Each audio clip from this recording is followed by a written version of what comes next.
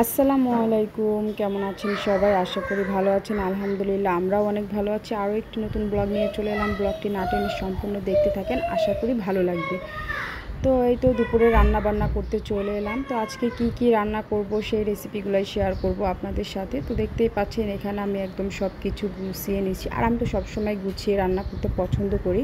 আমার কাছে মনে হয় যে সব কিছু যদি গুছিয়ে রান্না করতে আসা যায় তাহলে রান্না করতে তেমন একটা সময় লাগে না।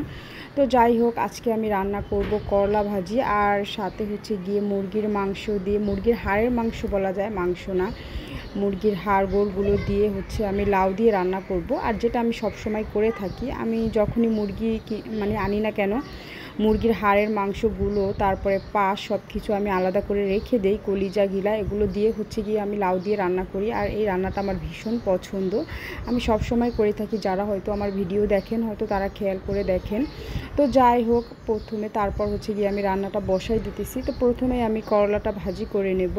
তো এদিকে হচ্ছে গিয়ে আমি করলাগুলো দিয়ে দিলাম, পেঁয়াজ আর মরিচটা একটু ভেজে। করলার উপরে কিন্তু আমি আরও বেশি করে পেঁয়াজ কেটে দিছি। আর এইভাবে বেশি করে কাঁচা পেঁয়াজটা দিলেই কিন্তু করলা ভাজিটা খেতে ভীষণ মজা হয়। তো মাঝে মধ্যে কিন্তু আমি করলা ভাজিটা আলু দিয়ে করে থাকি, তবে আজকে মনে হলো যে একটু শুধুই করি। আর এভাবেও কিন্তু খুব ভালো লাগে খেতে। এভাবে হচ্ছে করলা ভাজিটা করলে পেঁয়াজটা একটু বেশি পরিমাণে দিতে হয়, তাহলে কিন্তু মানে শুধু এই করলা ভাজিটা খুব মজা হয় খেতে। আর এই গরমের সময় তো করলা ভাজি আর ডাল হলে কিন্তু আর কিছুই লাগে না গরম ভাতের সাথে। আর তাছাড়া করলা ভাজি কিন্তু পান্তা ভাতের সাথেও খুব মজা হয় খেতে। আমার তো ভীষণ পছন্দ করলা ভাজি দিয়ে পান্তা ভাত খেতে। কে কে পছন্দ করেন অবশ্যই কমেন্ট করে জানাবেন। তো যাই হোক, এদিকে কিন্তু আমার ভাজিটা প্রায় হয়ে এসে দেখতেই পাচ্ছেন। এখন আমি এটাকে নামিয়ে নিলাম। আর ভাজিটা নামিয়ে এদিকে আমি তরকারিটা বসানোর জন্য মশলাটা কষায় নিতেছি খুব ভালো করে। এখানে পেঁয়াজ বাটা, রসুন বাটা, আদা, হলুদ, মরিচ, ধনিয়া গুঁড়া দিয়ে মশলাটাকে আমি খুব ভালো করে কষিয়ে নিলাম। আর কষানো হয়ে গেছে দেখতেই পাচ্ছেন, এখানে একদম উপরে তেল উঠে গেছে। আর এই পর্যায়ে হচ্ছে আমি মাংসগুলো দিয়ে দেব। আর মাংসগুলো দিয়ে হচ্ছে তারপর আমি একটু পানি দিয়ে দেবো এর ভিতরে পানি দিয়ে তারপরে মাংসটাকে খুব ভালো করে কষিয়ে নেব।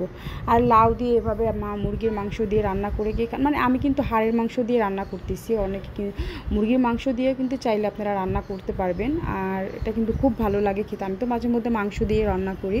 তো যাই হোক, এদিকে কিন্তু আমি মাংসগুলো খুব ভালো করে কষিয়ে নিচ্ছি। কষিয়ে এখন হচ্ছে আমি লাউগুলো দিয়ে দিলাম। আর লাউগুলো কিন্তু একটু গোল গোল করে কেটে নিলে কিন্তু দেখতে ভালো লাগে। তো যাই হোক, তারপর লাউগুলো দিয়ে একটু ভালো করে নেড়ে চেড়ে দিব। আর পানি দেব না, যেহেতু লাউ থেকে কিন্তু এমনিতেই পানি বের হয়।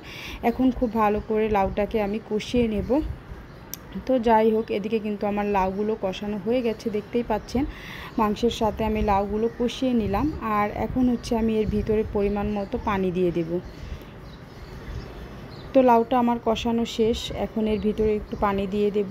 একটু বলতে একটু বেশি পরিমাণেই দিব, মানে যেহেতু একটু ঝোল ঝোল রাখবো আর কি। আর একটু ঝোল ঝোল খেতেই কিন্তু ভালো লাগে।